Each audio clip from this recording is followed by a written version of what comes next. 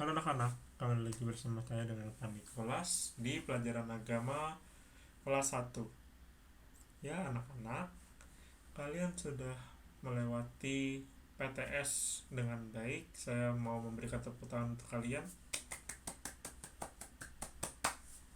Nah anak-anak, hari ini kita akan belajar 2 bab sekaligus karena kalian akan ada banyak libur di bulan-bulan Mei. Kalau masih belum dipotong oleh pemerintah, maka saya harap kalian dapat menyaksikan video ini dari awal sampai akhir karena hari ini akan belajar cukup panjang ya anak-anak melewati video ini.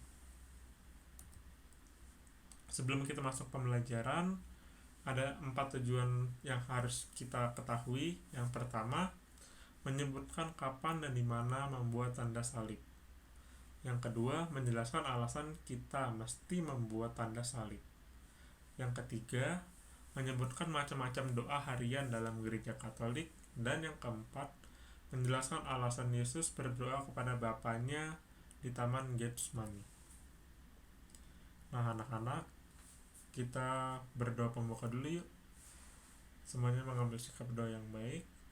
Marilah kita berdoa dalam nama Bapa dan Putra dan Roh Kudus. Amin. Allah Bapa di surga, terima kasih karena Engkau selalu mau mendengarkan kami. Bantulah kami agar kami dapat berbicara dengan Engkau lewat doa-doa yang kami sampaikan kepadamu. Demi Kristus Tuhan dan pengantara kami. Amin. Dalam nama Bapa dan Putra dan Roh Kudus. Amin. Nah anak-anak, tanda salib. Tanda salib ini kita buat di banyak hal ya. Contohnya ketika kita mau mulai berdoa, ketika kita mengakhiri doa seperti yang tadi yang kita sudah lakukan. Tapi kapan sih kita membuat tanda salib dan apa sih arti-arti yang dari kita perlu di kening, perlu di dada, lalu perlu di bahu kanan menuju ke bahu kiri? Itu artinya apa aja sih? Yuk kita lihat yuk. Nah anak-anak, ini ada arti-arti dari yang tadi Bapak sebutkan. Tangan menyentuh kening, jadi tangan kita seperti ini menyentuh kening. Allah memberkati kita, memberkati seluruh hidup kita, memberkati apa yang kita lihat, memberkati apa yang kita dengar, dan memberkati apa yang kita pikirkan dan ucapkan. Lalu Allah menyentuh dada, tangan kita menyentuh dada. Yesus memberkati dan mencintai kita. Lalu tangan menyentuh pundak kiri, lalu ke kanan. Kita mengucapkan terima kasih kepada Yesus karena tangan Tuhan memegang dan memberkati kita dari surga. Maka arti tanda salib adalah tanda Tuhan memberkati kita dan mencintai kita. Maksudnya apa Pak? Nanti kita akan lihat. Tapi anak-anak jangan lupa bawa buku cetaknya ya. Nanti Bapak akan membahas beberapa hal dari buku cetak ini. Lalu kapan kita membuat tanda salib? Ini banyak poin di sini, tapi nanti akan saya tambahkan sedikit. Yang pertama, pada waktu memasuki gereja. Jadi ketika kita yang Katolik, ketika memasuki gereja itu kan ada air suci itu di tempat-tempat, di beberapa titik di gereja. Lalu kita masuk ke gereja dan memasukkan jari kita ke air suci itu dan membuat tanda salib. Itu ketika memasuki gereja. Lalu pada waktu melewati setiap bangunan Katolik, gereja Katolik, untuk menghormati kehadiran Yesus yang ada di dalam tabernakel.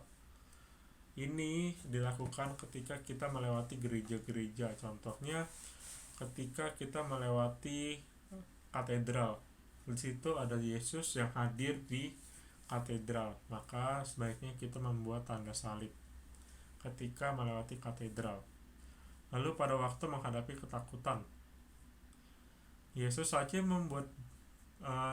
berdoa ketika menghadapi ketakutan.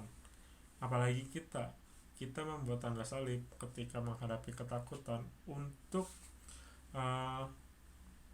mengimani ketika kita merasa ketakutan, ketika kita merasa gelisah, kita membuat tanda salib untuk menguatkan diri kita bahwa Yesus telah mendampingi kita sampai sekarang ini. Maka kita tetap meminta Yesus untuk mendampingi kita selalu. Pada saat ketakutan pun juga kita meminta Yesus untuk mendampingi kita. Lalu pada waktu melihat salib Kristus, pada waktu mau mengusir godaan, ketakutan, dan mengusir kuasa jahat, ketika ayah sebagai imam memberkati anak-anaknya, dan ketika mau mulai dan mengakhiri doa. Sebenarnya ada lagi anak-anak, beberapa contohnya. Salah satunya adalah ketika kita mau mulai berjalan, contohnya ketika kita mau mulai mengendarai sepeda motor atau mau mulai mengendarai mobil, kita boleh membuat tanda salib untuk sebagai tanda Yesus menyertai kita selama perjalanan. Nah anak-anak, ini ada video mengenai Yesus wafat di kayu salib. Silakan ditonton ya. Yesus mati di kayu salib.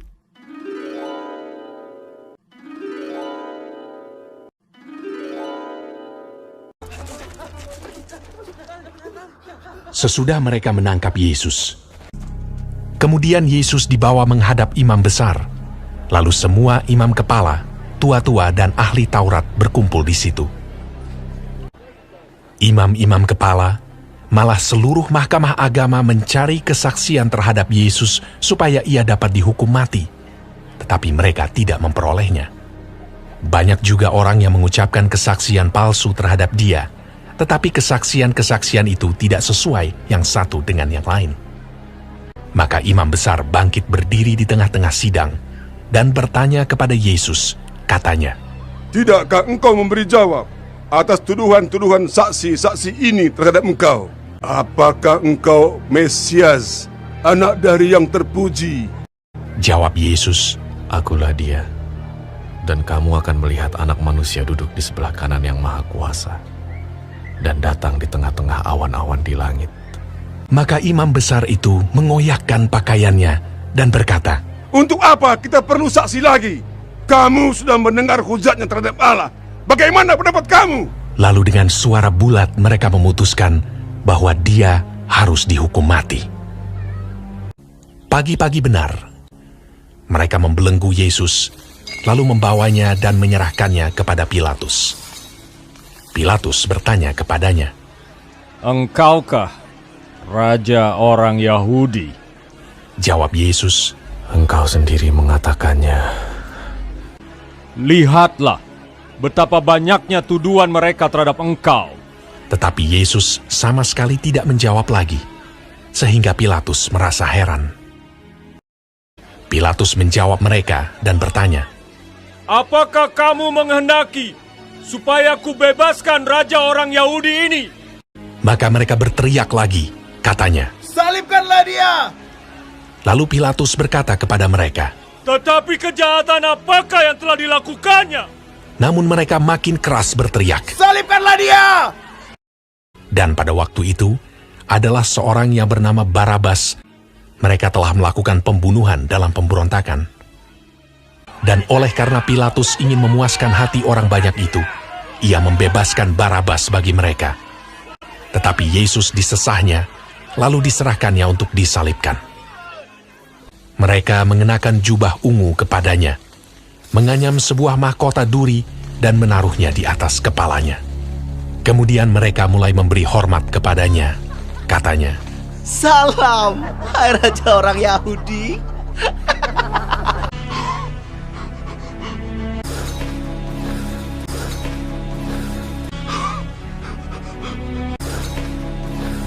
pada waktu itu, lewat seorang yang bernama Simon orang Kirene yang baru datang dari luar kota. Dan orang itu mereka paksa untuk memikul salib Yesus.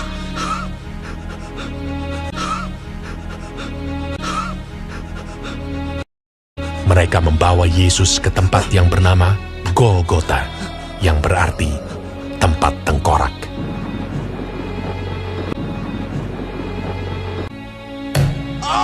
Kemudian mereka menyalibkan dia.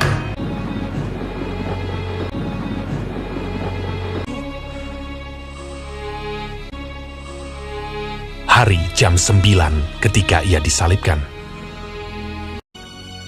Orang-orang yang lewat di sana menghujat dia, dan sambil menggelengkan kepala, mereka berkata, "Hai engkau yang mau merubuhkan bait suci dan mau membangunnya kembali dalam 3 hari, turunlah dari salib itu dan selamatkan dirimu." Demikian juga imam-imam kepala bersama-sama ahli Taurat mengolok-olokkan dia di antara mereka sendiri, dan mereka berkata, "Orang lain ia selamatkan, tetapi dirinya sendiri tidak dapat ia selamatkan." Bersama dengan dia disalibkan 2 orang penyamun, seorang di sebelah kanannya dan seorang di sebelah kirinya. Bukankah engkau adalah Kristus? Selamatkanlah dirimu dan kami. Kita memang selayaknya dihukum, sebab kita menerima balasan yang setimpal dengan perbuatan kita. Tetapi orang ini tidak berbuat sesuatu yang salah. Yesus, ingatlah akan aku apabila engkau datang sebagai Raja. Kata Yesus kepadanya, "Aku berkata kepadamu, sesungguhnya hari ini juga engkau akan ada bersama-sama dengan aku di dalam Firdaus." Pada jam 12, kegelapan meliputi seluruh daerah itu. Dan pada jam 3, berserulah Yesus,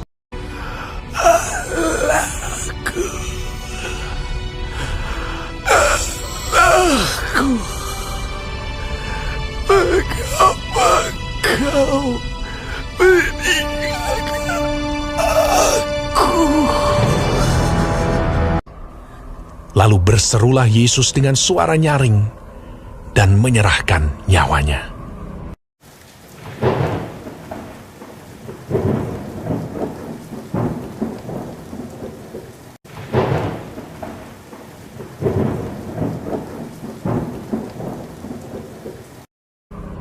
Ketika itu, tabir bait suci terbelah 2 dari atas sampai ke bawah. Waktu kepala pasukan yang berdiri berhadapan dengan dia melihat matinya demikian, berkatalah ia, Sungguh, orang ini adalah anak Allah. Yusuf, orang Arimatea, seorang anggota majelis besar yang terkemuka, memberanikan diri menghadap Pilatus dan meminta mayat Yesus. Lalu ia membaringkan dia di dalam kubur yang digali di dalam bukit batu. Kemudian digulingkannya sebuah batu ke pintu kubur itu.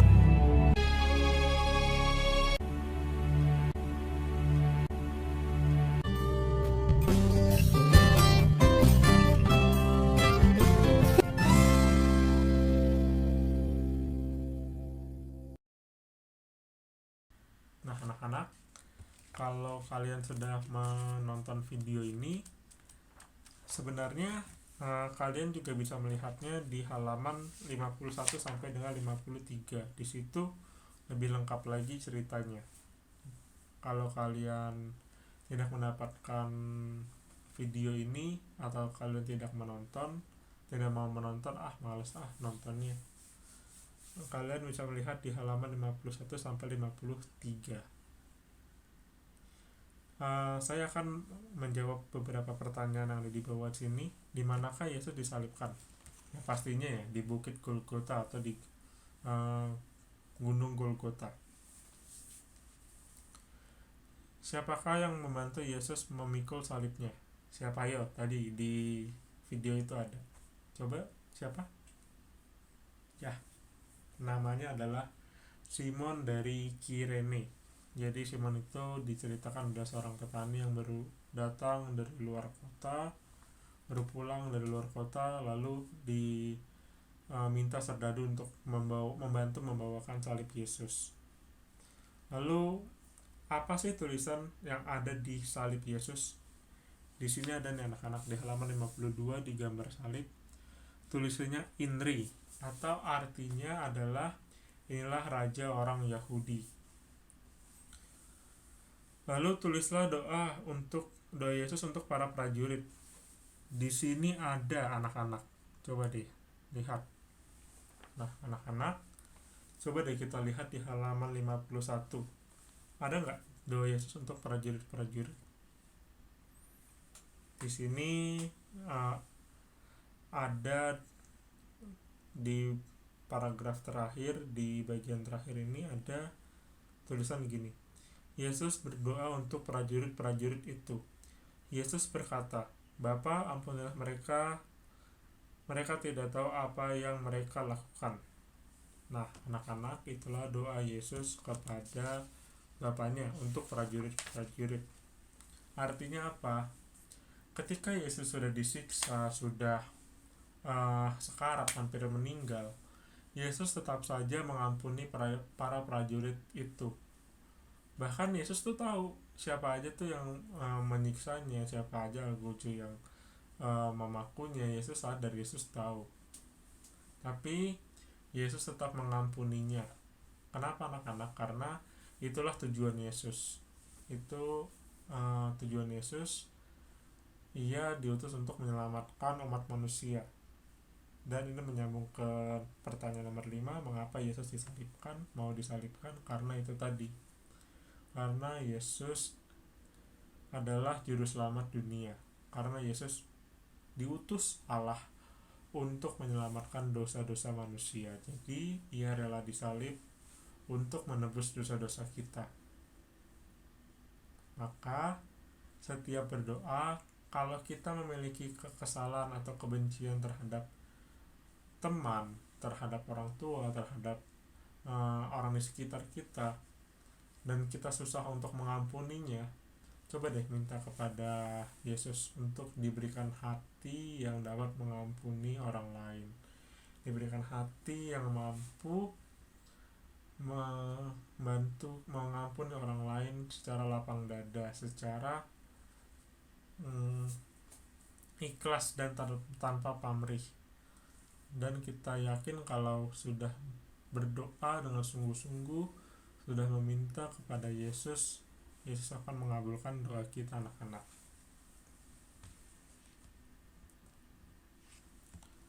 Lalu kita ke doa harian. Berdoa artinya berbicara dengan Tuhan. Maka ketika kita berdoa, kita perlu sungguh-sungguh, karena kita akan berbicara kepada Tuhan. Berdoa dapat dilakukan di mana saja dan kapan saja. Doa harian adalah doa yang diucapkan setiap hari dalam setiap kegiatan yang dilakukan oleh seseorang. Jadi ketika kita ada kegiatan di setiap harinya, contohnya belajar, contohnya saja ketika kita mau tidur, ketika kita bangun tidur, ketika kita mau makan, ketika kita sudah selesai makan, itu sebaiknya kita diawali dan diakhiri dengan doa. Ini contoh-contohnya di bawah ada ya. Doa pagi, doa malam, doa siang, doa sebelum dan sesudah makan, doa sebelum dan sesudah tidur, doa sebelum dan sesudah belajar. Sebenarnya masih banyak lagi, anak-anak. Ketika kita mau mengendarai kendaraan, kita berdoa agar Tuhan mau menyertai kita dari awal perjalanan sehingga akhir perjalanan. Kita berdoa kepada Tuhan semoga menyertai kita dari awal sampai dengan akhir perjalanan.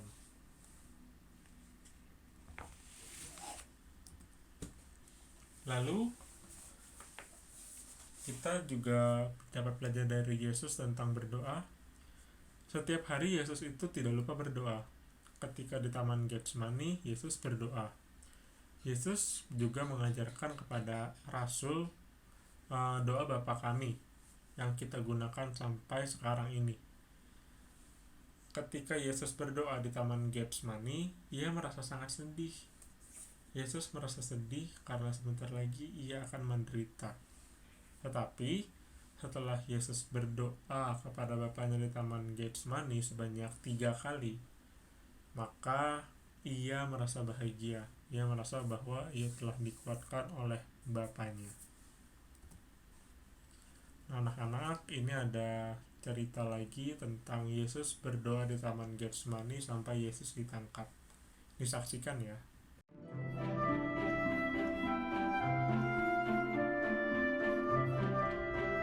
Komik Alkitab Anak. Tuhan Yesus di Taman Getsemani. Alkitab Perjanjian Baru. Kitab Matius pasal 26 ayat 36 sampai 46. Suatu hari, Tuhan Yesus mengajak 11 murid-Nya untuk pergi ke Bukit Zaitun. Akhirnya, mereka sampai ke sebuah taman yang bernama Taman Getsemani. Tuhan Yesus menyuruh semua murid-Nya untuk duduk dan sementara Ia pergi untuk berdoa. Lalu Tuhan Yesus mengajak Yakobus, Petrus, dan Yohanes untuk pergi bersamanya. Tuhan Yesus merasa hatinya sangat sedih. Karena itu Ia ingin ditemani oleh mereka. Kemudian Tuhan Yesus berdoa kepada Bapa di sorga agar Ia tidak mati disalib. Setelah selesai berdoa, Tuhan Yesus kembali kepada murid-murid-Nya. Tetapi mereka tidur dan Tuhan Yesus berkata kepada Petrus untuk berjaga dan berdoa.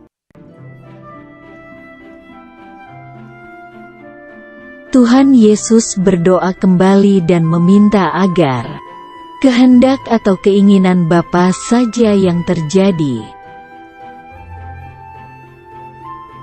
Tuhan Yesus menemui murid-murid-Nya, tetapi mereka masih tidur karena ngantuk.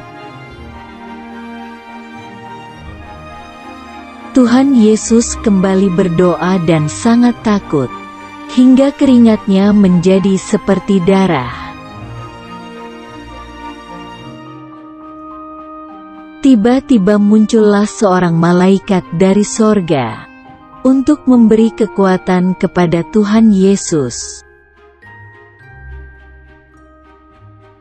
Tuhan Yesus berkata kepada murid-murid-Nya bahwa sebentar lagi Ia akan ditangkap. Tiba-tiba datanglah Yudas bersama gerombolan orang yang membawa pedang dan pentung. Ayat hafalan: berjaga-jagalah dan berdoalah supaya kamu jangan jatuh ke dalam pencobaan. Matius pasal 26 ayat 41.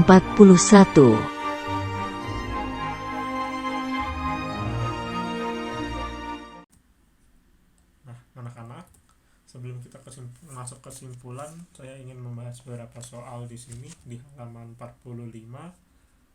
Anak-anak bisa lihat. Apa artinya berdoa? Yang tadi saya sudah sebutkan, berdoa itu berarti kita berkomunikasi dengan Tuhan. Sebutkan macam-macam doa yang kamu ketahui. Nah, ini ada banyak anak-anak. Kita bisa berdoa Bapa Kami, berdoa Salam Maria, berdoa Kemuliaan, terpujilah juga, berdoa Aku Percaya, dan masih banyak lagi anak-anak. Siapa saja yang ikut berdoa bersama Yesus? Ayo, yang tadi menyaksikan videonya pasti tahu siapa yang berdoa bersama Yesus. Coba siapa? Ya, di buku cetak kalian halaman 42 pun ada. Yesus membawa Petrus, Yakobus, dan Yohanes bersamanya untuk berdoa. Jadi siapa aja yang dibawa? Ada 3, Petrus, Yakobus, dan Yohanes.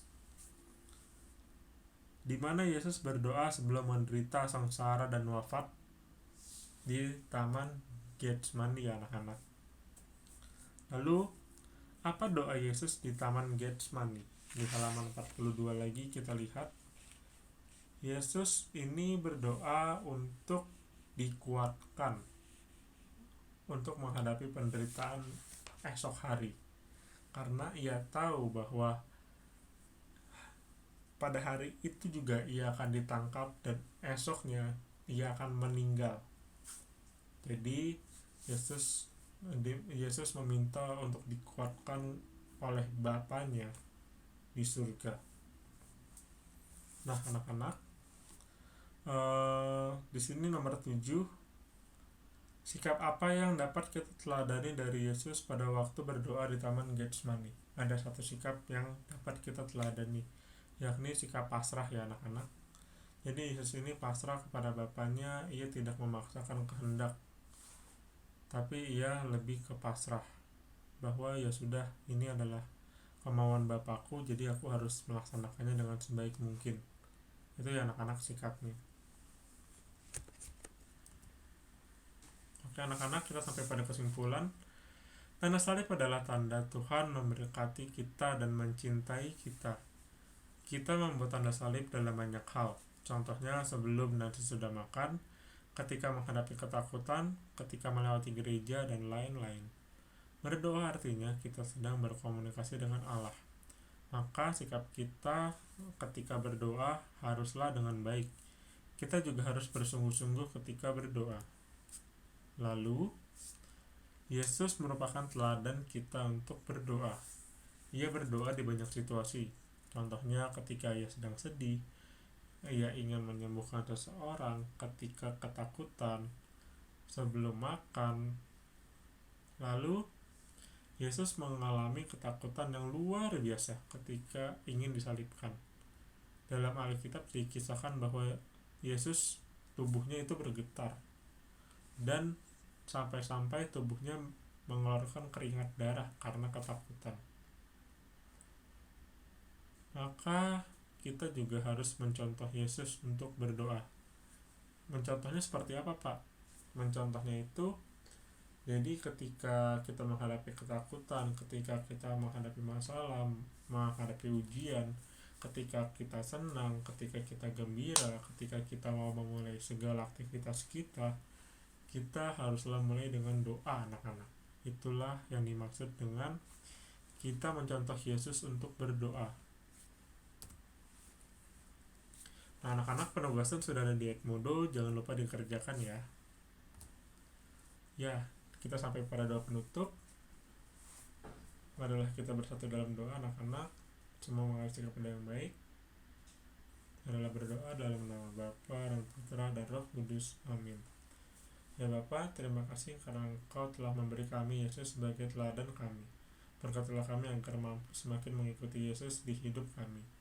Berkati pula agar kami mampu berdoa dengan sungguh-sungguh demi Kristus Tuhan dan pengantara kami. Amin. Dalam nama Bapa dan Putra dan Roh Kudus. Amin. Sampai jumpa semuanya. Dadah.